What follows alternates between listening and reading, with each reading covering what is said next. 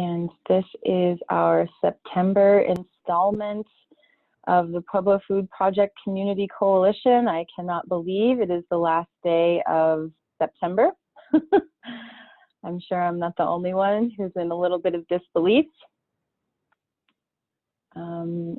Let's see, I'm going to stop my share just for a second.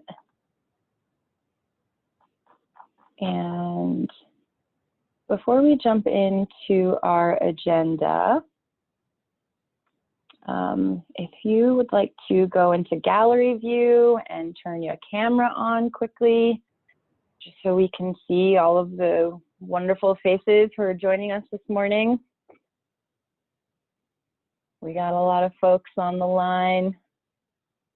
Hi, Derek.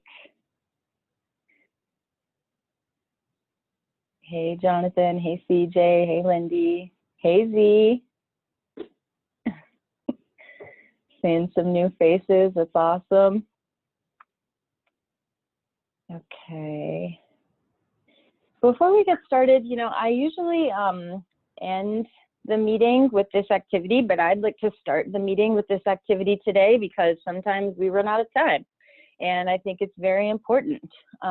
So before we jump into our agenda, I invite anyone on the line to share an appreciation. It can be for a person that you see here. It can be for a person that is not here. It can be for an inanimate object. It can be for a food, a feeling, whatever it is that you are feeling appreciative for this morning. I invite you to bring that into our meeting and set us off on a foot of gratitude for our next hour and a half together. So I can start, and I'm not sure this person is on the line yet, but I would like to give a deep appreciation for Marcy.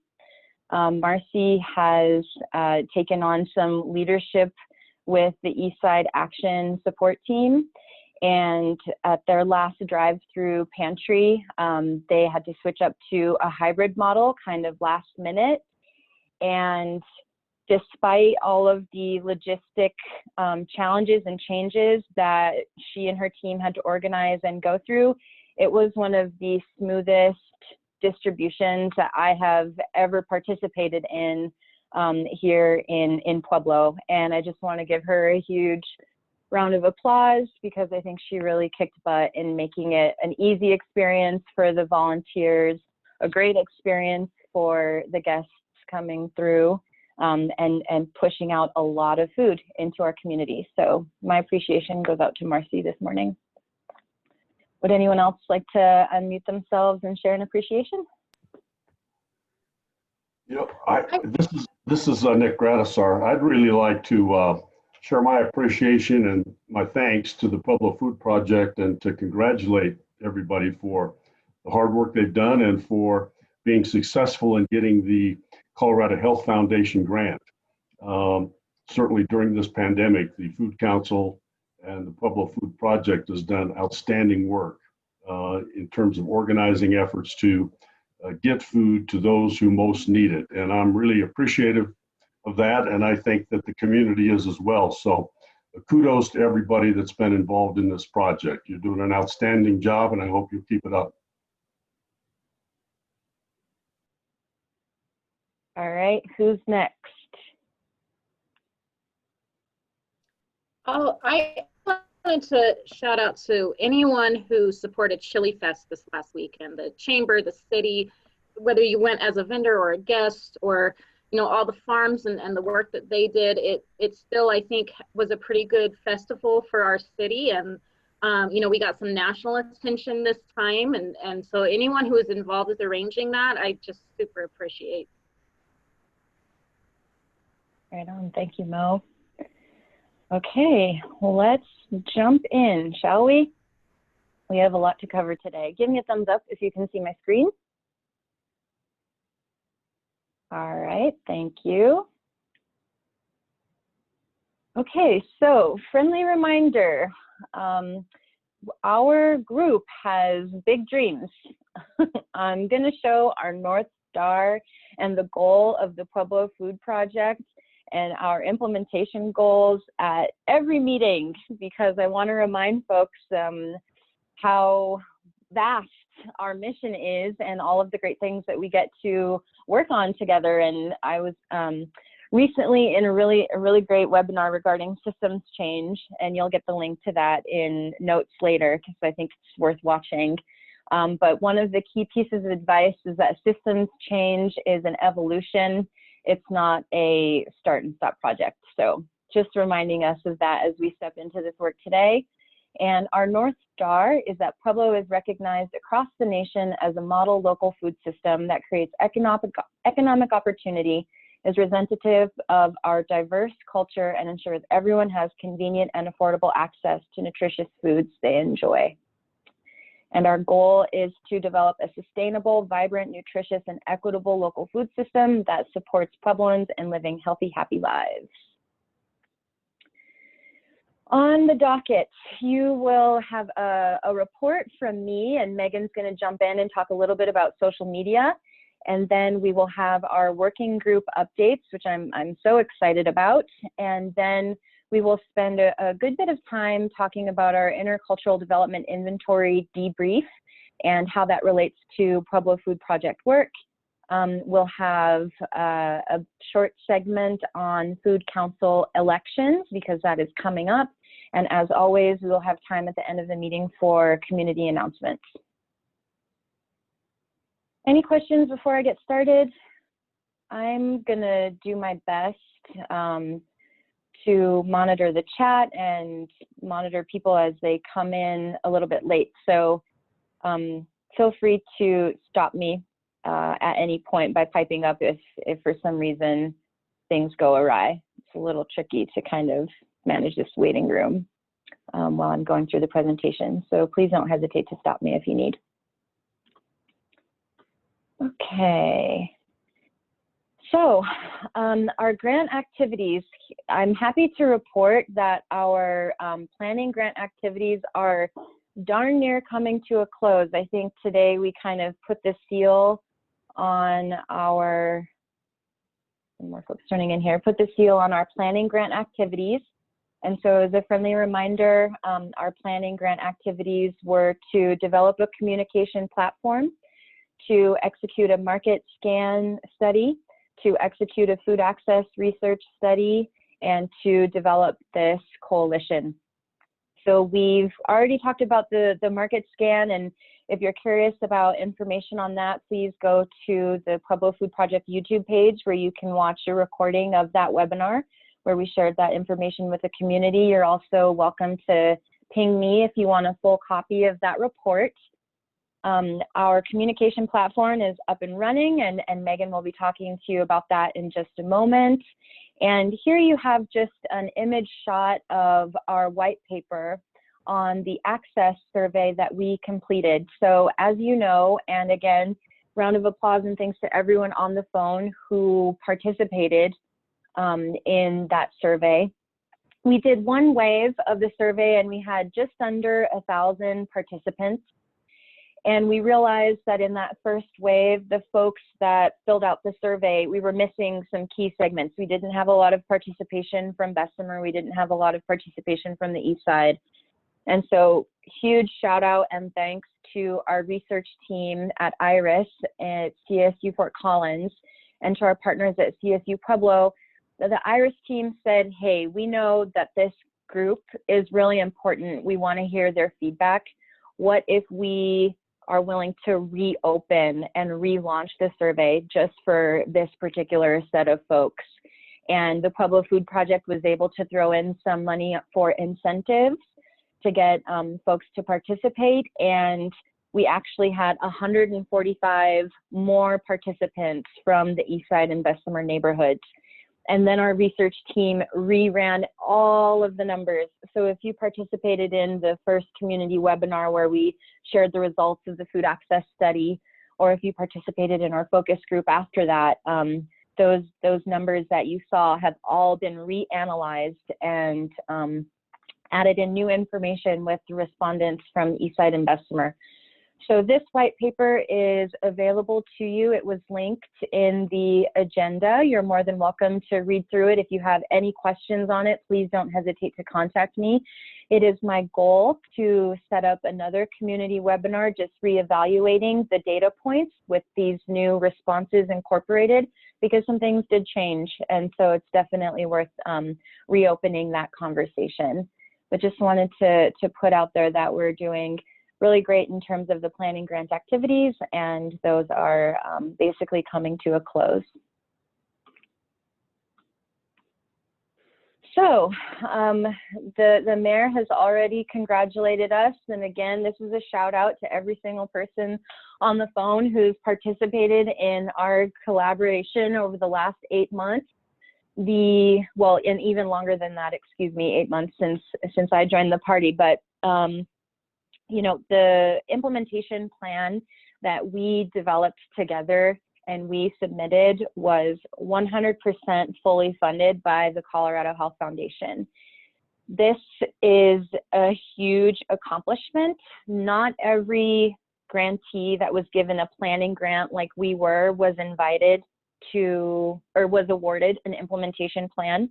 Not every implementation plan that was awarded was given the full $200,000. So we really stood out at the top of the pack in terms of getting this full award. And, you know, I think everyone, I'm speaking for everyone on the phone, but how exciting for us to have the money to do all of the things that we said we wanted to do. So I just really thank everyone for their commitment and their continued participation, because now we get to really have some fun. Some applications that we have submitted and we're waiting on. The Packard Foundation, we had our site visit last 2 weeks ago, and we expect to hear back from the Packard Foundation in the next couple of weeks. They did mention to us that, you know, we are a fairly new organization on the Pueblo scene, and that they have lots of folks that they're considering, but they were excited about our proposals, and they've been followed up for a little more information going into their board decision meeting. So I think that's a good sign, but we'll see how it goes. All of the organizations that were invited for a site visit are doing great work across Pueblo. So if the Pueblo Food Project isn't selected, that just means another great organization in Pueblo was, and we're really excited about that as well. I mentioned this in our last conversation, but steps have moved forward with the EPA. As you know, the Pueblo Food Project hosted the EPA for a day-long visit in March with We Are Farmally, and we've continued to engage them very closely as our year has evolved. And they asked us to submit a proposal for a unique funding opportunity that they had coming available. So we submitted a proposal that would essentially allow for a demonstration garden to go in at the Steelworks Center of the West, and to build raised bed gardens in homes that have been remediated in the Superfund site neighborhood. So homes where it's really not necessarily possible to grow in the ground, but folks might still really be interested in gardening. And the EPA read through our proposal and was very favorable to our ideas, and has moved us forward in the next stage of evaluation. So our proposal now sits at the top level decision makers for Region 8. That's our region for the EPA, and the signals we're getting is that they're very excited to support this kind of project in Pueblo. So that would be huge to have that recognition coming from the Environmental Protection Agency to the Pueblo Food Project, and we're very excited about that possibility. But nothing signed yet, you know, no money in the bank, just right now it's a submitted application in the works. Lastly, we sent a letter of intent to the Colorado Garden Foundation, and this would be for a very similar project that we pitched to the EPA. It would be not only for a demonstration garden, but also for a traditional plant-based medicine garden as well.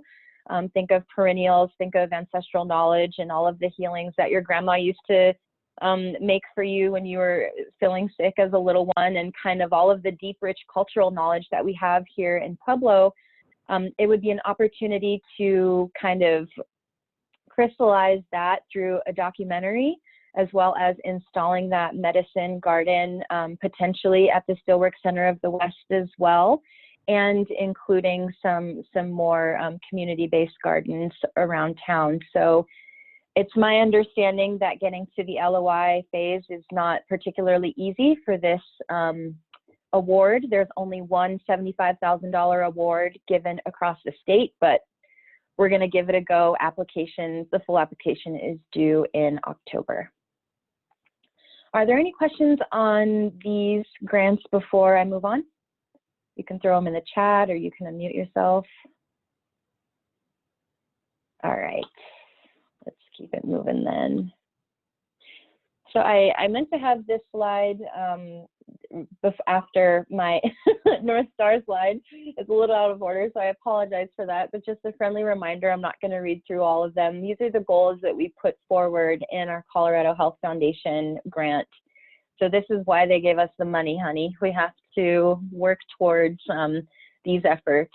So building partnerships to increase food access, working with Same Cafe and developing a job training program for homeless and vulnerable populations, talking with organizations like PEDCO and other regional partners to incentivize a local food system, working through an incubator program for businesses, bringing food and farm literacy and education back into schools and potentially revitalizing the greenhouse.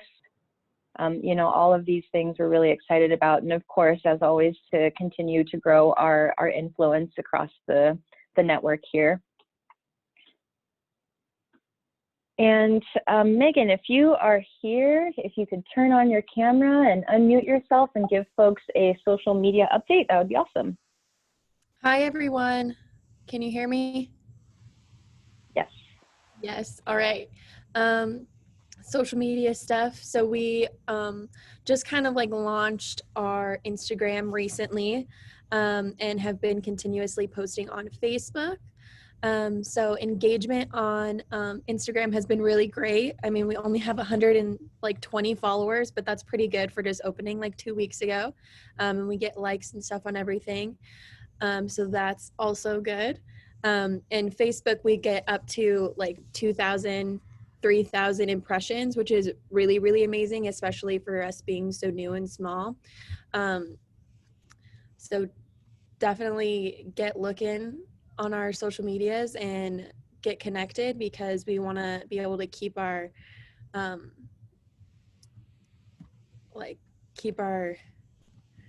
our image out there and positive, and all of you guys have an opportunity to share these things and make sure that your people who you follow know what we're doing, because that's half the battle, is making sure that we keep the community up to date. Let's see. Monique, do you think we need anything else on that? No, I think thank you very much for giving us that update. I think the main point here, first of all, shout out to Megan for making our social media look so fresh. Even though I feel terrible every time I see an Instagram post that only has like 4 likes, because girl puts in a lot of work on these posts and they are fly. Like, we're getting high quality social media content coming from Miss Megan Moore. So do us all a favor, pull out your phone. The handle is right there at Pueblo Food Project. Pretty straightforward. Follow us on Insta. If you are a heavy Facebook user, don't be afraid to share. We'd really appreciate the cross posts and the support. I think Megan is just doing a phenomenal job. She's representing our organization so well online, and would really appreciate y'all spreading the message. So shout out to Megan, and thank you for the update. Right. Okay, we are moving right along here, and that is great. We are going to jump into our working group updates. And, oh, I'm seeing a comment come in from Rachel. Social media has been 5-star, great job. I would agree, right on. Okay, I am so excited for this next segment because after our last large coalition meeting, we were able to solidify a chair for every single one of our working groups. First time it's happened in the history of the Pueblo Food Project. So shout out to all of the folks in this community who stood up to lead these efforts. I'm so grateful to have you on the team. And we have updates coming from, I think, every working group. I haven't seen Dr. Kelly on the line yet, but maybe I'm just missing her. Let me double check. Yeah, I think there might have been a conflict, so we might hold that one to the end. But otherwise, folks are here and ready to give their update. So I'm going to kick things off with the food economy working group. Oh, let me back it up. The other thing that I'm super excited about, not only do we have co-chairs and chairs for each one of the working groups, but we also have a standing set time for each one of these working groups. So no more doodle polls, no more, hey, are you available here, missing meetings. This is it. We're gonna rock these times for the rest of the year, see how they work out. I say that, and of course, I'm going to have to do a little bit of finagling as the holidays roll around, but just know that we have a dedicated space, place, time for these meetings to come together. So I'm really excited about that as well. Okay, I'll kick things off with food economy. The food economy group met, and one of the big topics of conversation right now is this business incubator opportunity. So we have money in the bank from the Colorado Health Foundation to kind of build on the learnings that we took away from the market scans. And one of our big ideas was kind of this incubator program and maybe some brand representation for Pueblo products. And so the group right now is sort of in conversation about how to push that idea forward. We know that there are lots of organizations like Skill, SBDC, that do work with small business owners or new business owners focused on food and farming. And we want to make sure that all of our ducks are in a row, that we're building on resources available at the county, within the city, and across these other non-governmental organizations, so that we're not duplicating efforts, but we're actually combining resources and creating a larger suite of services for entrepreneurs in the community.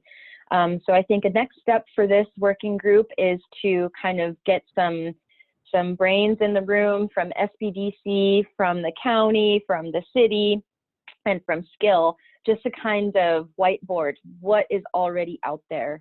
And once we have a sense of the resources already at our disposal, think about what gaps need to be filled and the best path in order to do that. Again, folks are really excited about brand representation and kind of supporting businesses in marketing and distribution, which is the #1 thing that they asked for in our survey. So we'll be exploring that much more closely.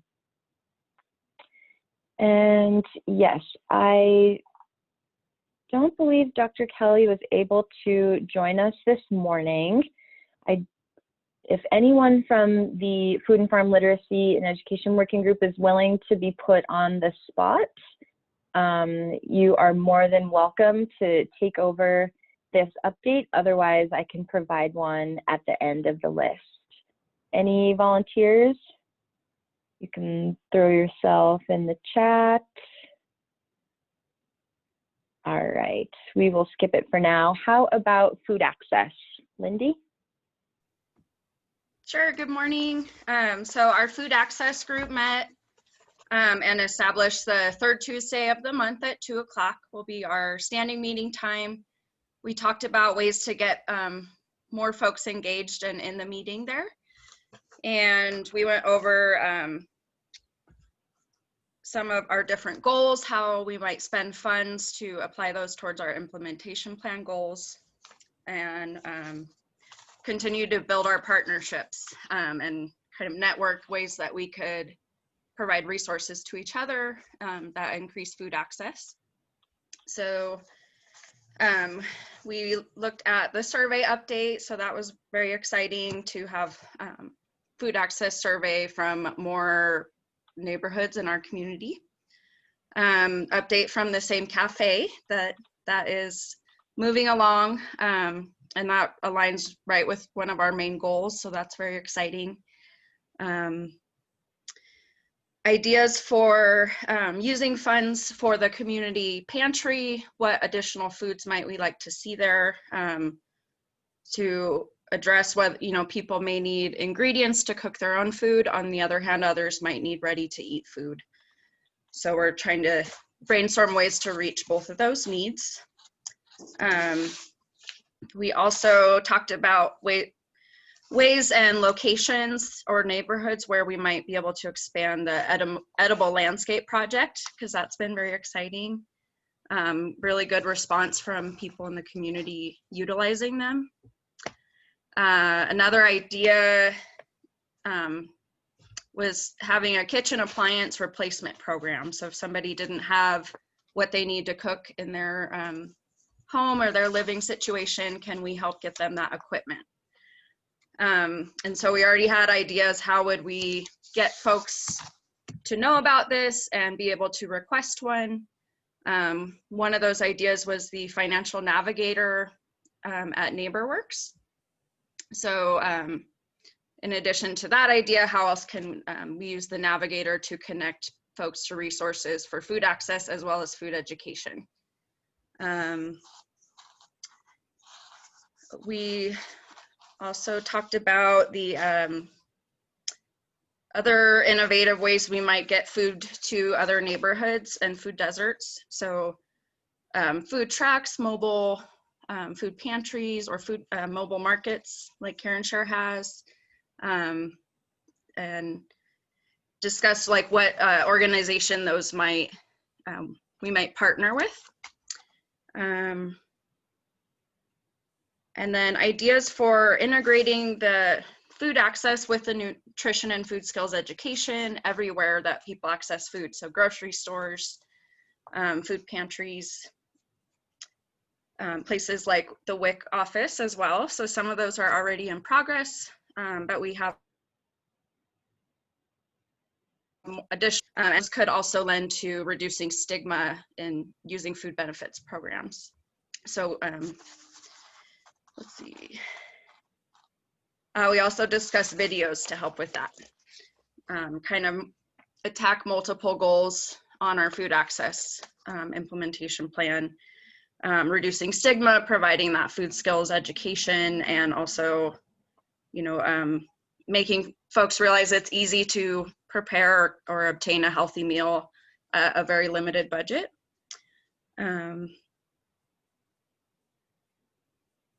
I think that's about it, Monique, unless you think there's anything I missed. Thank you. Yeah, thank you very much for that update, Lindy. How about Dr. Valenzuela for the Environmental Working Group?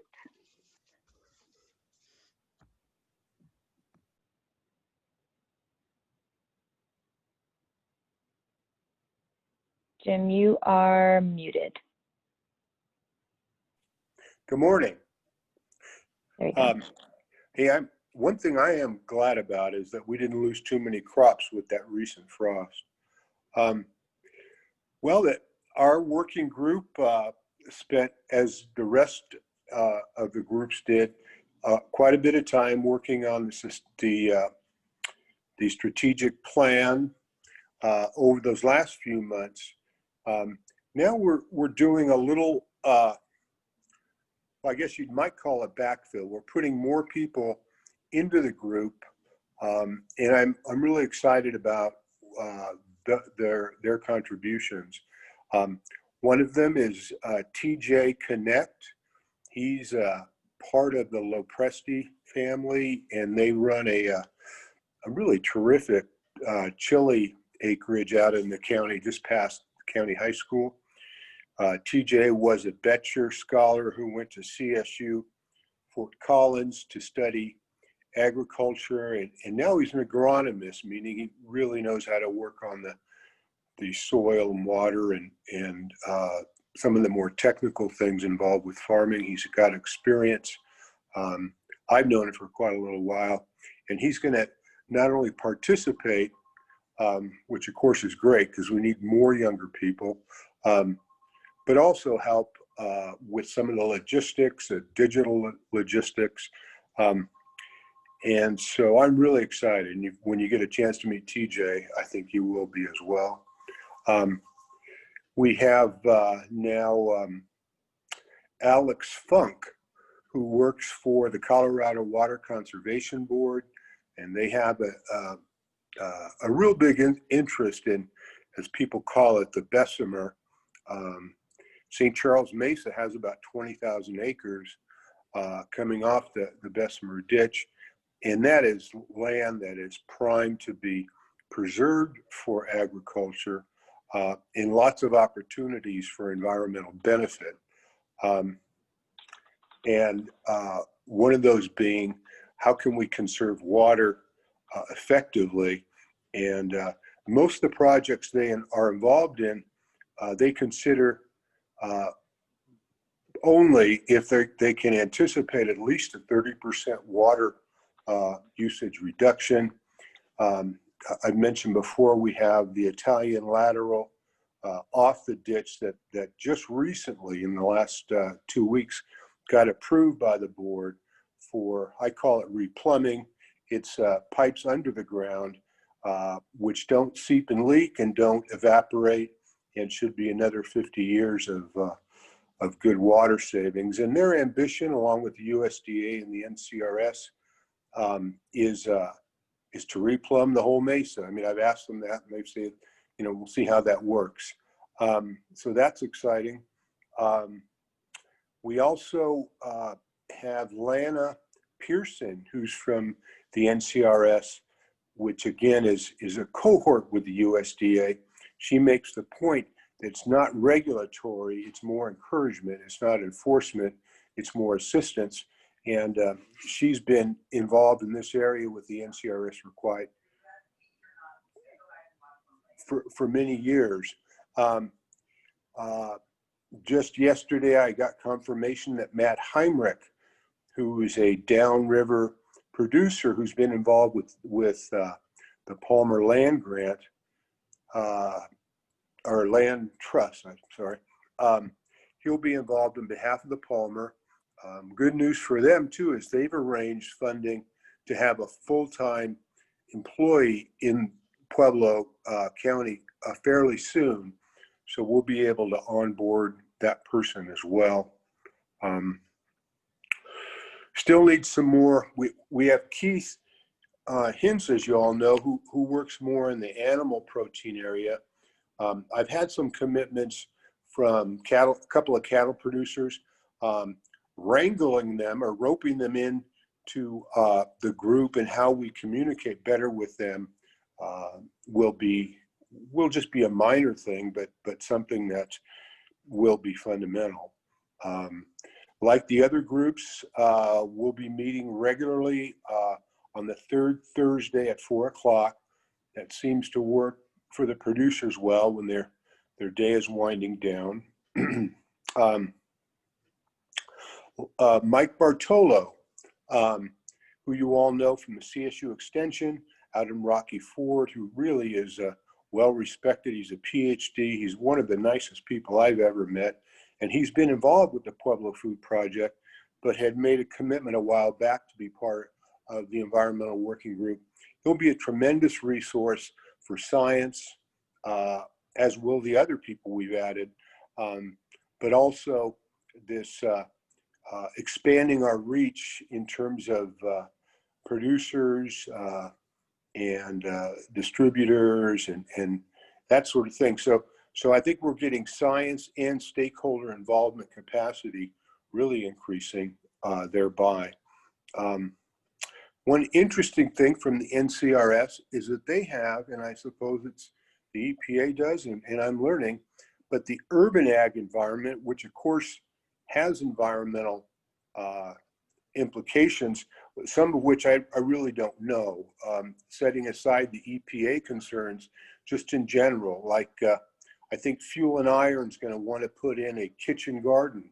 So what are the environmental implications of having acreage, or at least property, to serve the new fuel and iron right there, right off Union. So I'm really keen to figure out that, and NCRS has programs looking into urban ag.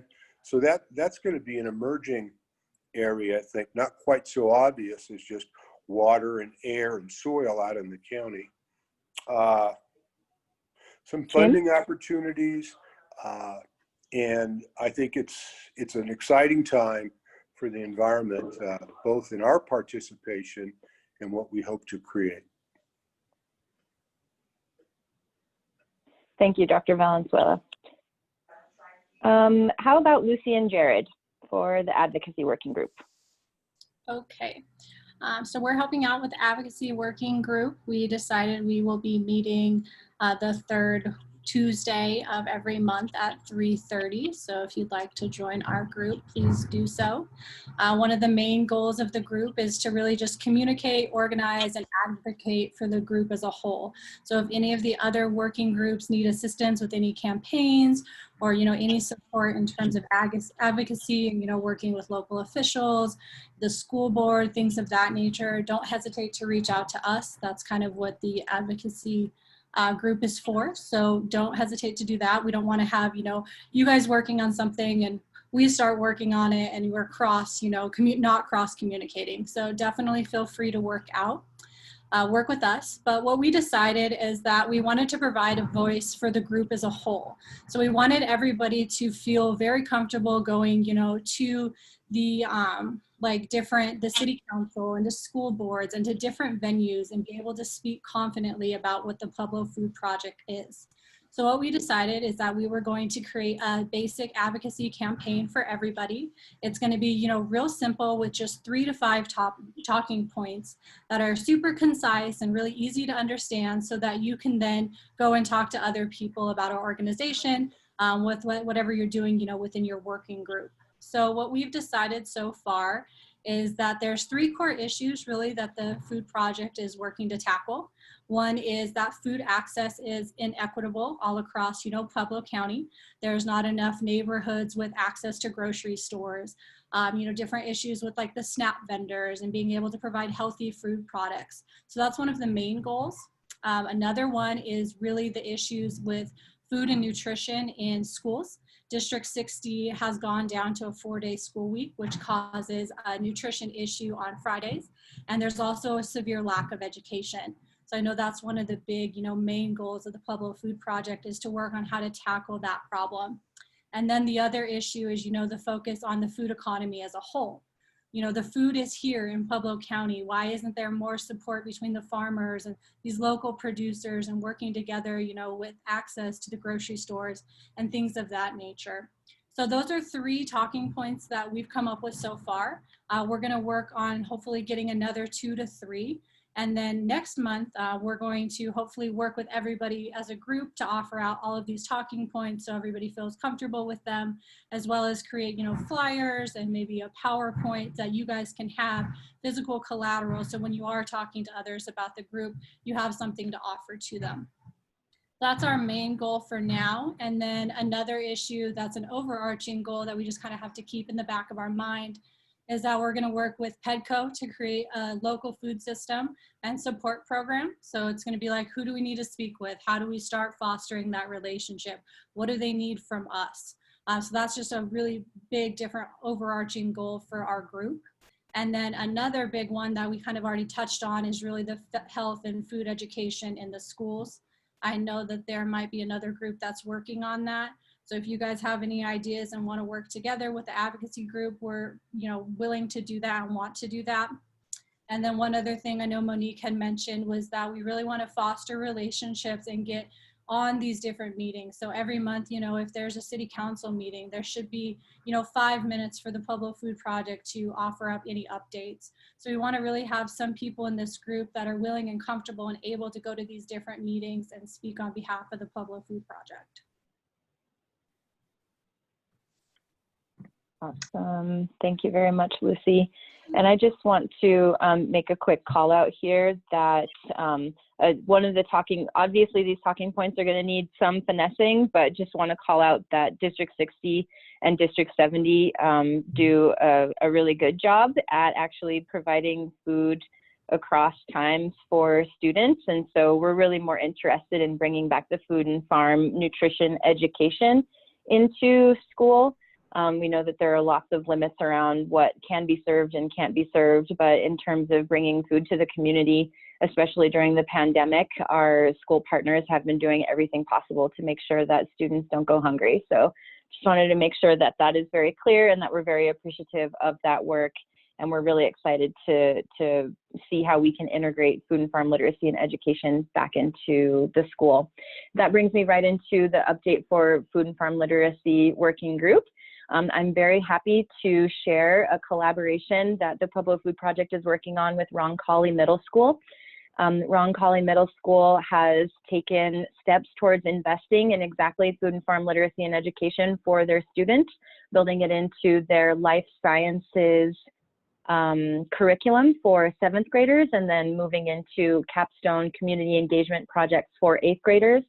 They've purchased 12 hydroponic grow towers that their 7th grade students will be able to learn off of and grow from. And we're working with a CSU Extension Master Gardener on developing curriculum specific for those students and around the whole life cycle of food, all the way from the seed and the soil science through what happens with waste management and how food is spread into the community. So very excited about that development, thinking that if one school kind of takes the lead, has the investment, demonstrates the success for the students and for the teachers, that might spur an opportunity for us to have a case study when we kind of pitch these campaigns to the school board and others that the advocacy group will be working on. Along those lines, we too also talked about the sustainability and longevity of the Edible Landscape Project. Everyone agrees that it was an exciting project, and we definitely had some first-year kinks to work out. You know, throwing a pandemic in the middle of it all definitely made a difference, but for the most part, by and large, the outcomes of this pilot were very strong and very positive, and so we're excited to explore what the evolution of that might mean in the future. Let's see, I think that is a pretty good summary of the Food and Farm Literacy and Education Working Group. I know that something this group is really excited about is potentially launching a survey across the schools around what the limits and challenges are for some of the school garden projects that they have started but have sort of gone by the wayside. You know, we understand that it's hard to manage a garden when the students are out, and even harder still when students may or may not even be in the schools. So just kind of speaking to some educators on what would make their life easy in terms of bringing this very important set of knowledge back into the classroom. Any questions on that before we move on?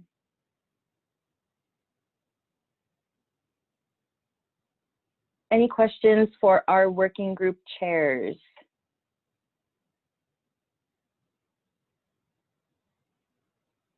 The group is quiet. Okay. Let's see. Okay, so I actually skipped a big part of, not a big part, but a significant part of the agenda. When I was doing my coordinator's report, I got so excited about the social media stuff that I totally forgot to say the rest of the things that I was going to say. So I'm just going to back it up to this slide for a minute and share a quick update on the Pueblo Food Project's COVID-19 response and a little bit about our youth council. So first, I want to say that the Pueblo Food Project continues to do really great work with the COVID-19 Local Hunger Relief Task Force. We're meeting every other Tuesday morning at 8 a.m. and it is a full packed hour of ideas and brainstorming on ways to meet the needs of our community during the pandemic. We have 3 initiatives that we are working on right now. The first is to provide heat lamps to all of the mobile pantries and formerly congregate meal sites who are now doing outdoor service for populations kind of taking on meals from their locations, for example, at the soup kitchen and the mobile pantries that are all outside. So the city COVID Relief Fund is sponsoring heat lamps for all of these organizations. Deliveries of those are taking place now. So we hope that will help at least in some way for those guests using services, for example, at the soup kitchen, but also for the volunteers who are so greatly needed and so very much appreciated as we work through the winter months and these distributions. Next, the same fund is developing a winter warmth kit for the 350 homeless population here in Pueblo. We're partnering with local vendor Big R to supply a very nice duck denim jacket that's like wool, fuzzy lined, kind of like that Carhartt style jacket, work jacket, a beanie, gloves, a mask, socks, a water bottle, carabiner, and a sleeping bag rated at 15 degrees. So this is all new, brand new stuff that is coming together in a kit with different colors and sizes, and will be distributed to our homeless population once things really start to cool down, with a couple of partners that are helping us with that distribution.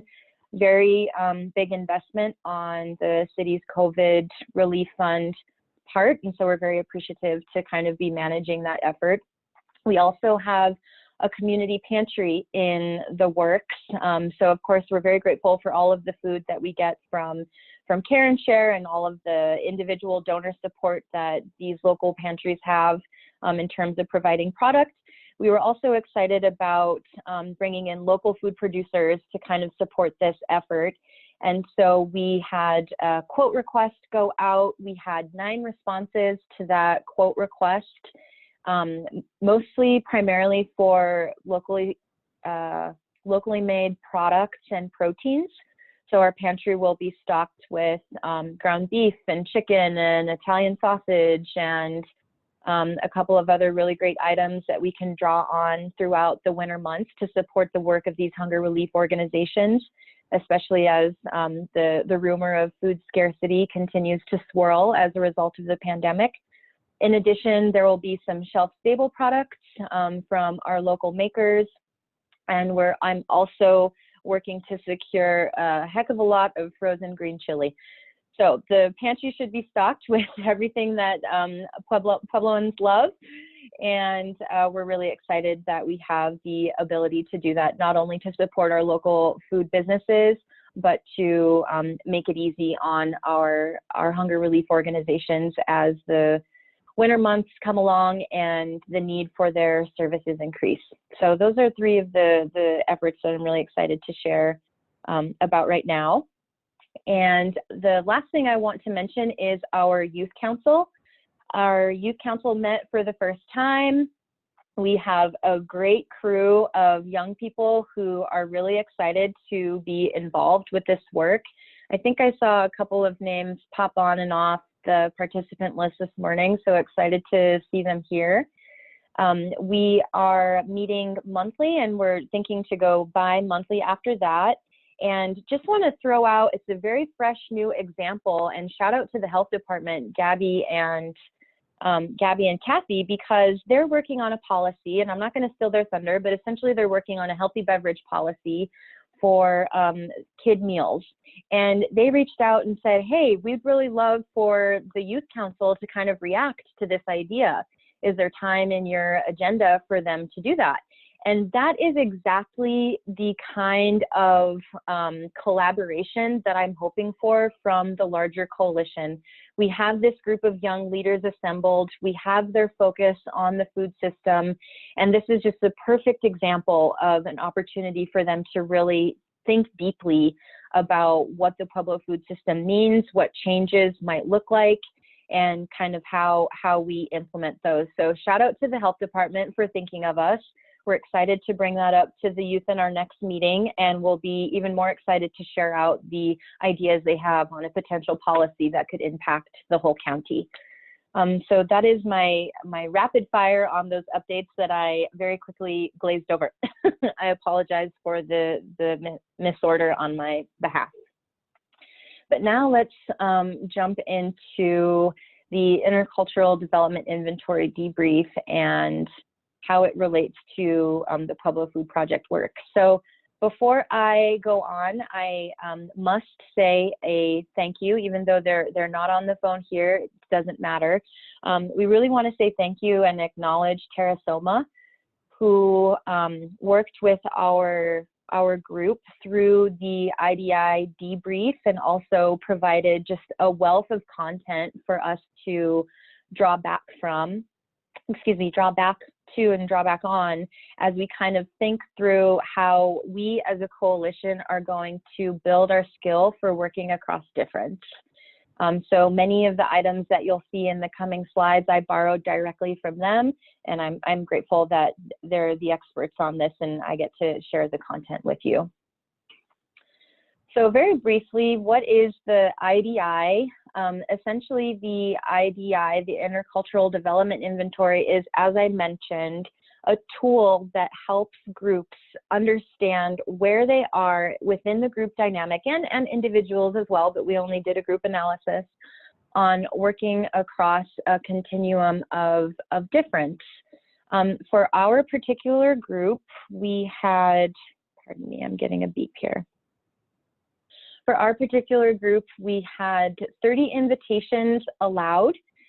We had 30 signups. We landed at 27 participants. So a great number of folks who initially signed up did go ahead and actually participate, which is key. This is a Colorado Health Foundation sponsored activity. So no out-of-pocket expense for the Pueblo Food Project Coalition, which is amazing because it's obviously a very expensive tool that, you know, organizations globally use to kind of evaluate this work, and it's certainly not cheap. So we're grateful that the Colorado Health Foundation not only sponsored our participation in the actual survey, but sponsored our debrief and the experts who led our debrief as well. And it's essentially a 50-question survey method and model where folks kind of are asked a series of questions, and you just give your first reaction to those questions. And some questions are asked in multiple ways, and the group is asked to kind of, the individual is asked to respond with what feels true to them, and then all of that information is sort of consolidated, and it creates some measures for the group as a whole. So we'll talk about those measures here in a little bit. This is essentially the continuum, basically the different areas that a group can land in terms of their ability to work across difference and bridge across difference, as you see here. All of these phases are sussed out in the survey to kind of understand where, where you are individually and where, for our purpose, the group land. So there's denial, polarization, minimization, acceptance, and adaptation. And the idea is that the further you are along this continuum, the better your group is at, you know, having this intercultural mindset. And again, I'm using this word a lot, but working across difference. So this is the continuum, and we'll get into kind of the Pueblo Food Project group sort of land in just a bit. All right, let's have some fun together.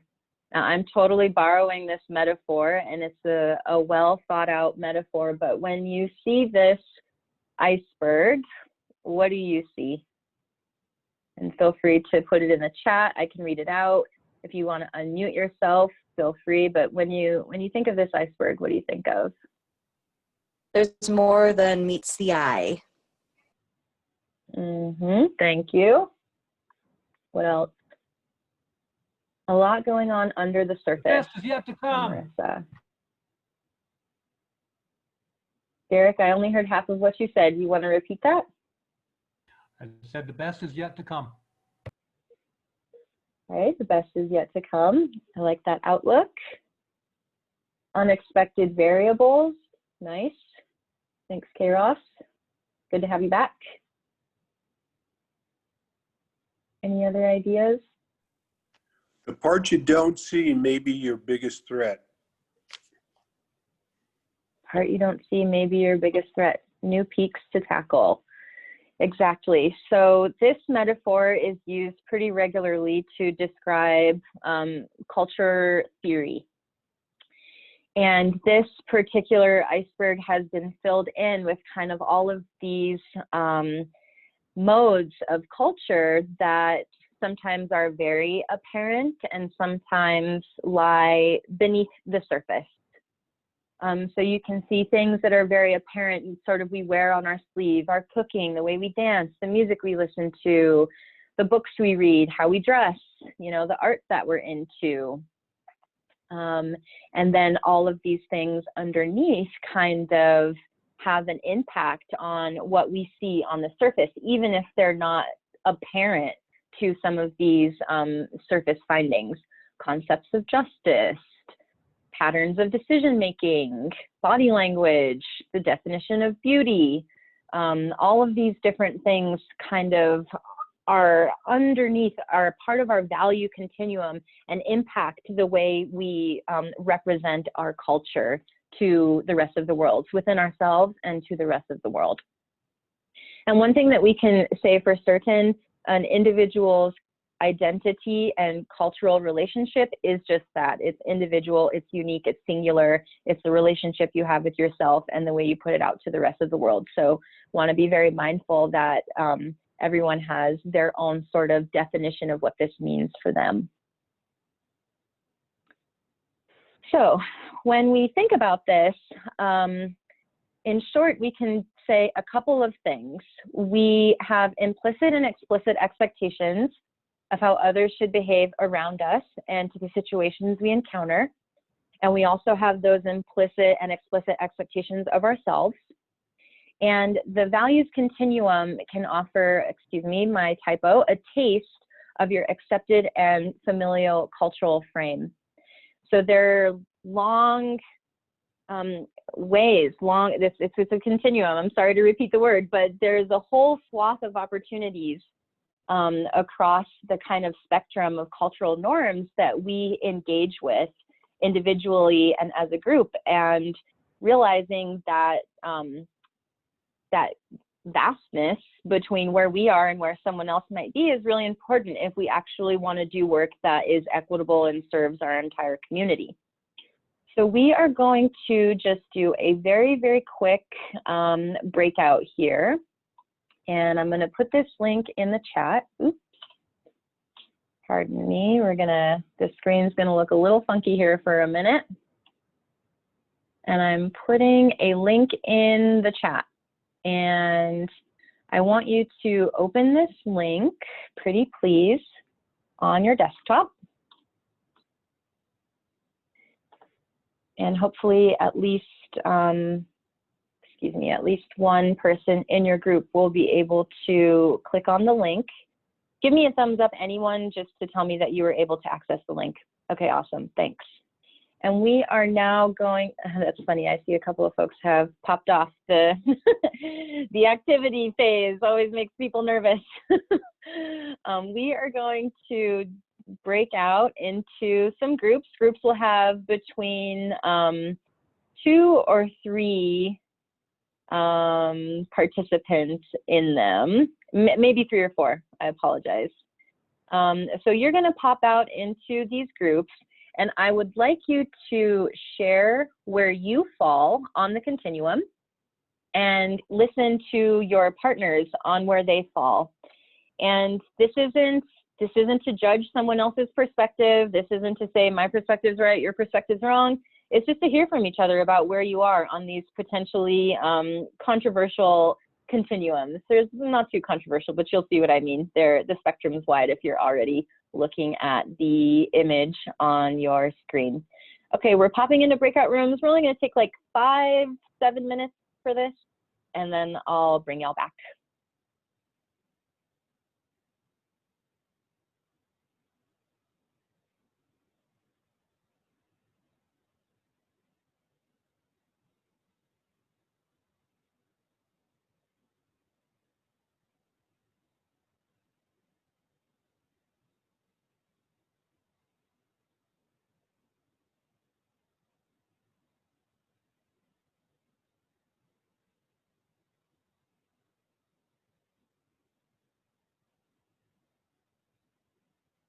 Still seeing some folks in the main room. Let me know if you're having trouble joining a breakout. I'm happy to help you do that.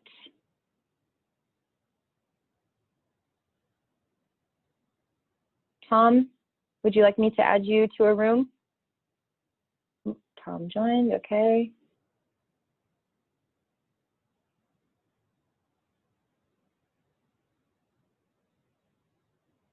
Lucy, Cheryl, Howie, Brian, would you like me to add you to a room?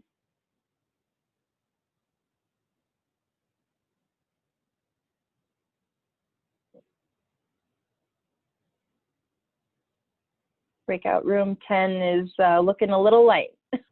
No one is in breakout room 10. All right, I'm going to move some folks around here.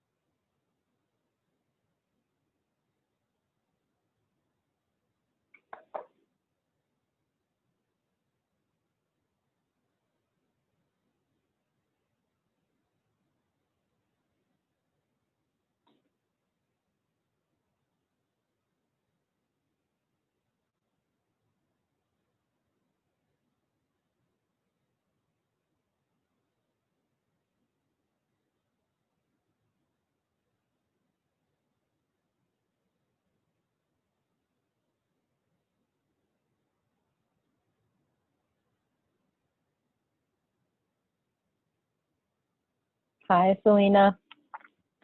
Folks are in the middle of a breakout session. So Hi, that's why Monique. I was in one of the breakout sessions and like my microphone wasn't working. And so when I turned Okay, my good. microphone on, it like kicked me out. It bounced you out. Okay. All right, cool. I wasn't sure if you were just joining now and you're like, why am I, what is with this silent meeting? Cool. I'm glad you had a chance to join one. Folks will be back. I'm closing the rooms in just a couple minutes, so hang tight. Okay.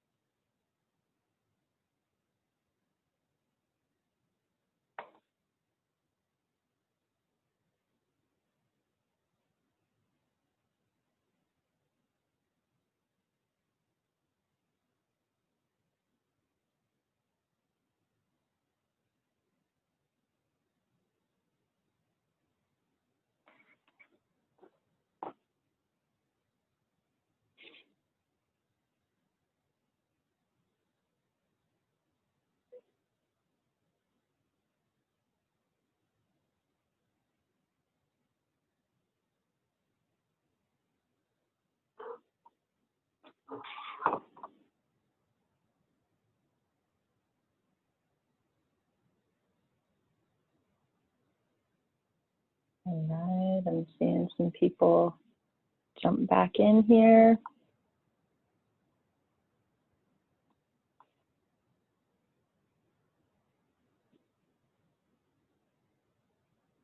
People are coming back. Welcome back. Welcome back.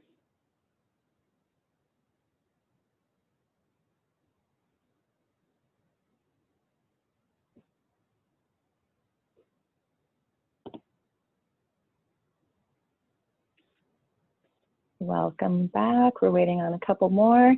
You know what just came to me with this Zoom? Right now I have my Zoom in gallery view so I can see all of your beautiful faces. And it reminds me of that game, Guess Who, as a kid. Do you remember that game, Guess Who, where you would call out particular features to guess somebody? And now I'm seeing all of these faces and thinking about cultural difference. And I'm like, I wonder if there's a way that we could do that. Zoom Guess Who. Okay, all right. I think we have nearly everybody back, and I think we lost a couple in the process there, but that's all right. I know 90 minutes is kind of a lot, so appreciate y'all for sticking it out. Okay, what did you think about that exercise? Who would like to share? I thought that was really fun. Something that. Okay, cool. You thought it was fun. Why did you think it was fun? I just think it's fun to get to know people, but also to kind of pull these things out of yourself too, and kind of get to know yourself better. It's something that is subconscious and you don't really think about. And so it's interesting to kind of think about how you stand on those things. Mm-hmm.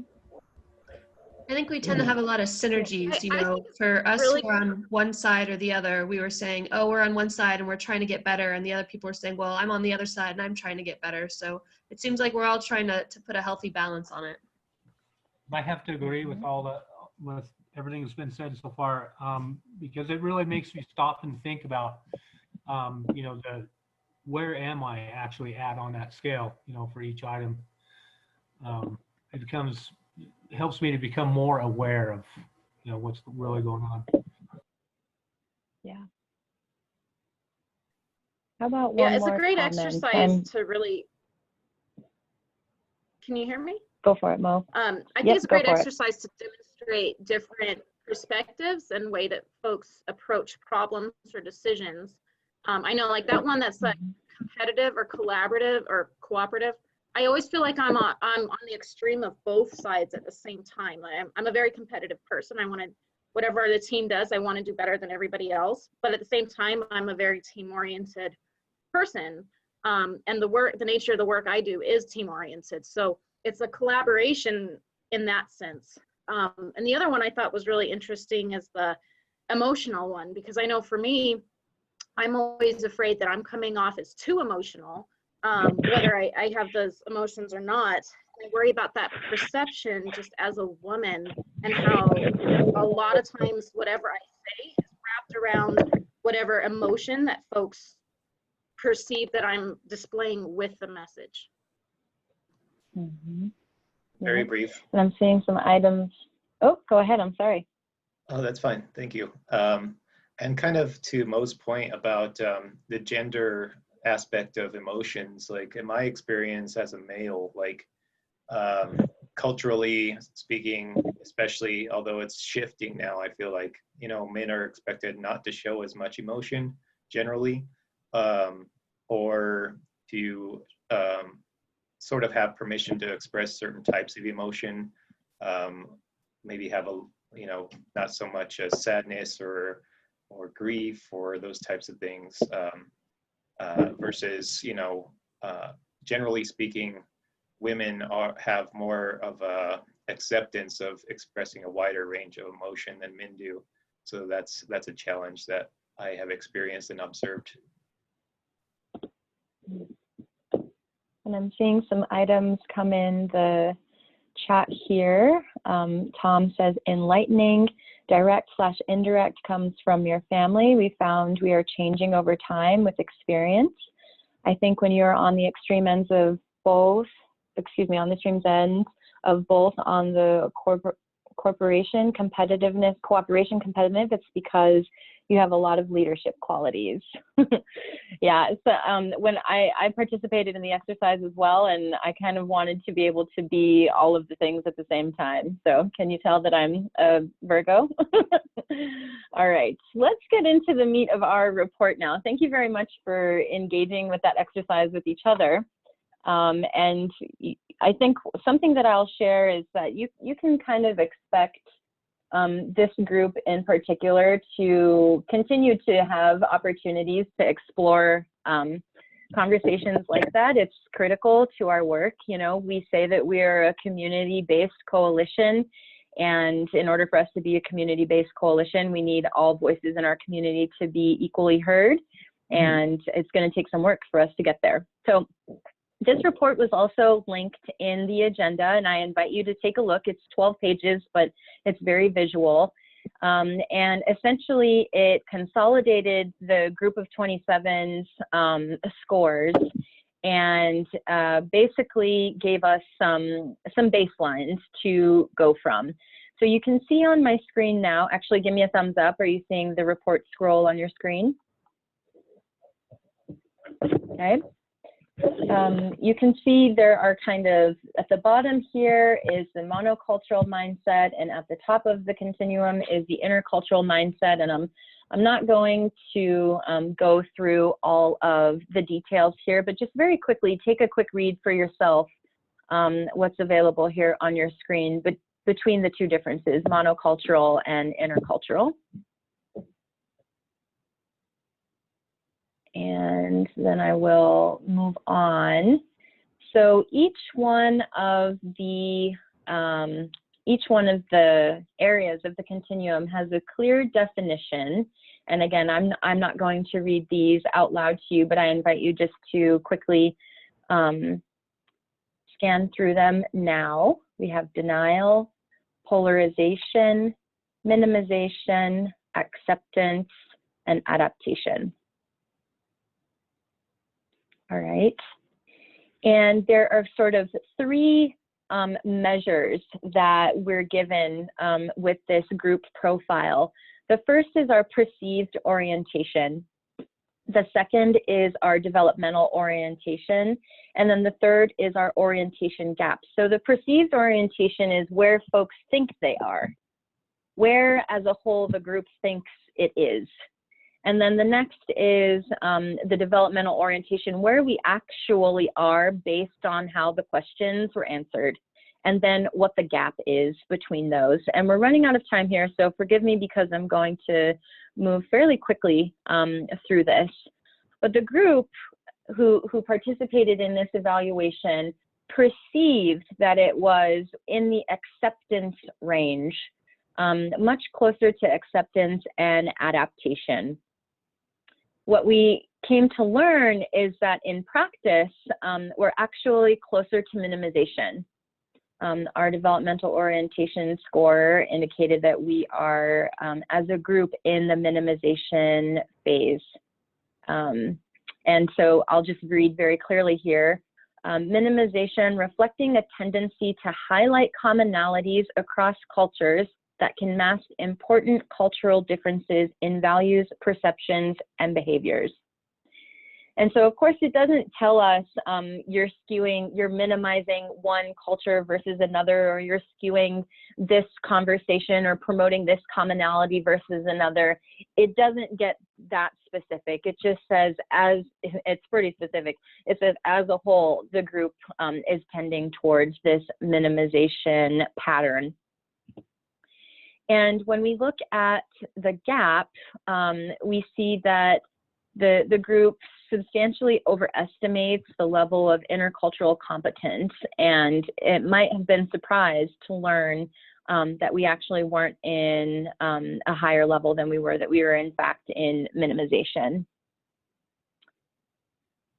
So you can kind of see, and again, I invite you to look at the report for yourself because we are running out of time. But there are lots of things to kind of dig into, what it means to overestimate, what it means to underestimate. And this is kind of the important part here. Minimization orientation tends to kind of do these things, maybe used as a coping strategy by non-dominant cultural members, tends to assume people from other cultures are basically like us, and applies one's own cultural views to other cultures in ways that minimize the importance of cultural difference. And again, I unfortunately don't have the time available to read all of these, but I really encourage you to take a look at the report. And there are some strengths and opportunities for a group that is landing in the minimization orientation. And we want to be very mindful of how we kind of work through that. Essentially, this is the overall breakdown of where folks were. So if you're thinking, oh, I don't know, is that accurate? Is that not accurate? I took the survey. I really don't feel that way. You know, there are lots of emotions that you might be experiencing when I'm sharing this information with you. But essentially, the range of developmental orientations in our group, by and large, a good number of folks were in that minimization category. And obviously, the group itself is quite diverse. So that doesn't mean that one group over another is more of a minimizer. It does mean, as a whole, this group is in that minimization range. And what's exciting is that we have an opportunity to move towards acceptance and adaptation. And there's skill building that we can do as a group that will bring us to that acceptance and adaptation range. It's just something that we will commit to as a coalition. And it's going to take practice. So it's not going to change overnight. And we're going to get there by working through it together. So I think, yeah, there are some other details in the report that I invite you to kind of look over. And again, that report is available to you in the agenda. But I would like folks to, I would like folks to kind of sit with that. No need to react to it right now. We're going to move on with our conversation, but really appreciate those who had the courage to take the assessment, and for all of you participating in today's activity. And just know that we are excited to kind of move towards higher ranks of leading orientation together as a group. Okay, we are definitely running up against the clock here. So I would invite Linda to pop on now and share with us a little bit about board elections while I bring back up our PowerPoint. Linda, are you still on? Can you hear me now? Yes, I can. Yeah.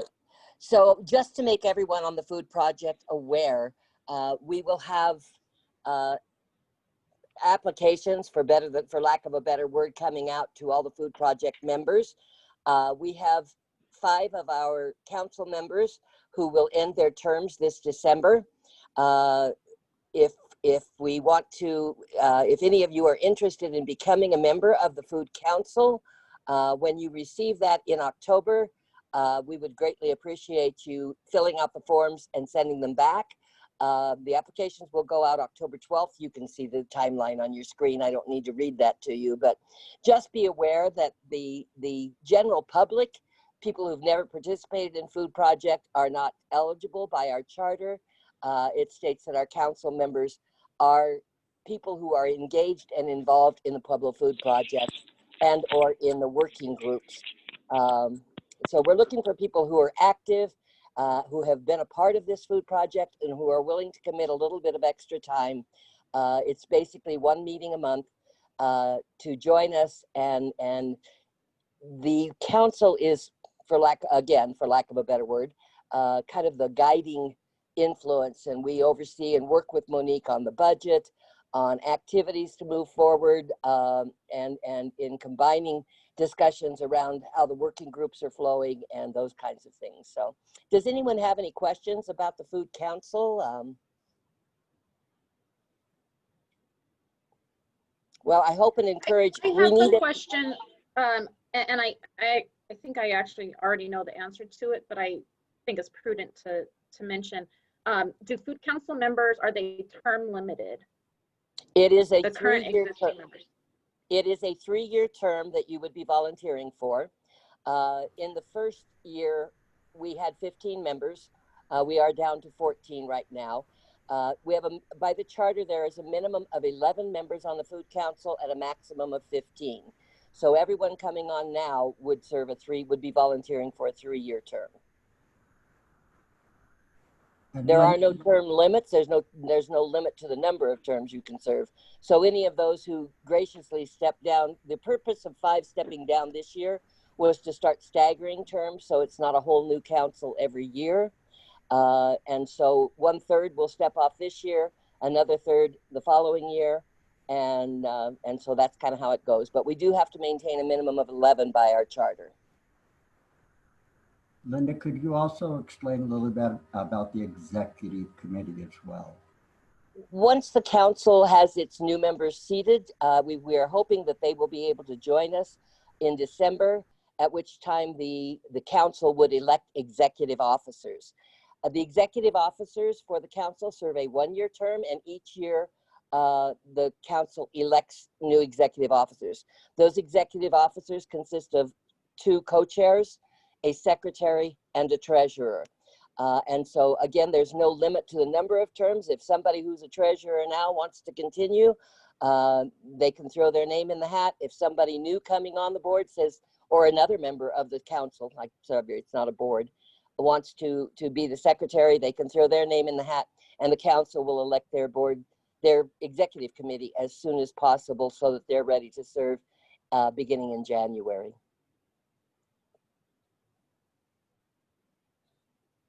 Any other questions?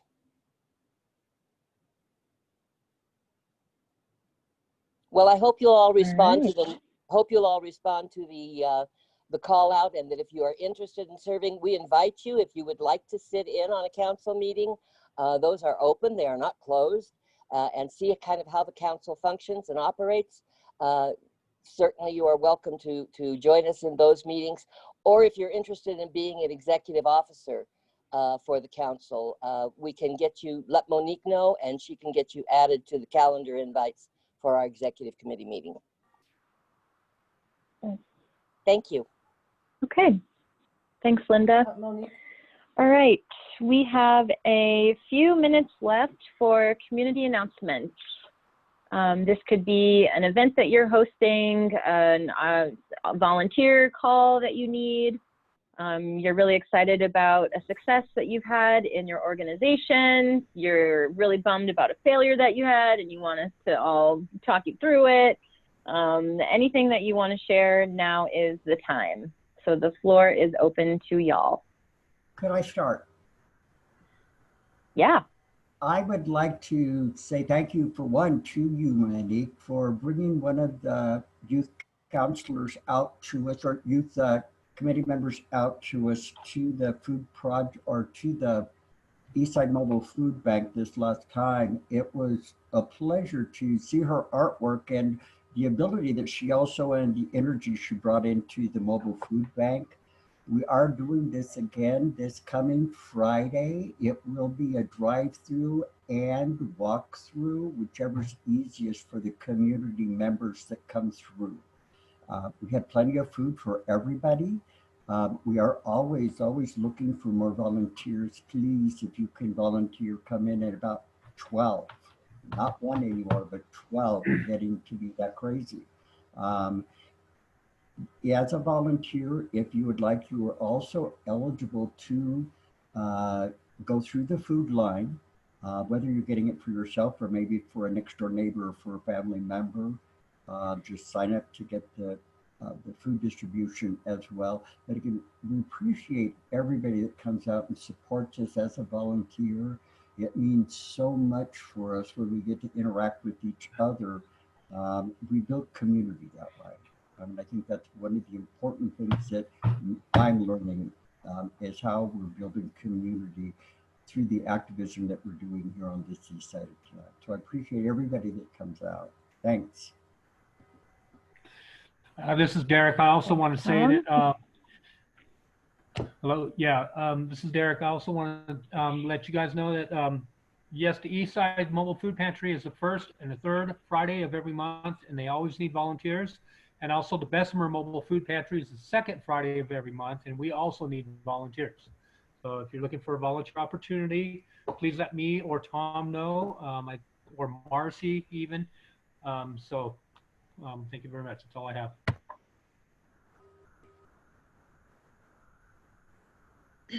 Anybody else? Me. So Cooking Matters and Pueblo WIC have been partnering to bring classes to WIC parents and families for several months, and we have 20 people signed up for next week's monthly class. Wow. So that is really huge.